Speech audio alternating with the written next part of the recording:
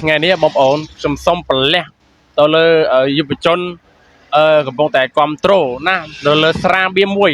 ហើយស្រាបៀហ្នឹងមិនដឹងតែគាត់គិតអីទេក្នុងខ្លួនគិតអីក្នុងខ្លួនគិតអីក្នុងខ្លួនគាត់ខំប្រឹងផ្សព្វផ្សាយណាផ្សព្វផ្សាយខ្លាំងមែនទែនអញ្ចឹងបងប្អូនពុកម៉ែបងប្អូនជួយរួមចិត្តជាទីគោរពហ្នឹងហើយក្នុងប្រហែលរយៈថ្ងៃចុងក្រោយនេះគឺផ្ទុះវាយរ៉ូខ្លាំងមែនទែននៅលើបណ្ដាញសង្គមបងពុកម៉ែបងប្អូន Oh my god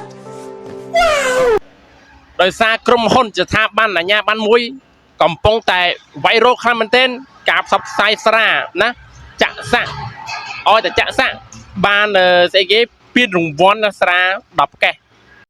Oh my god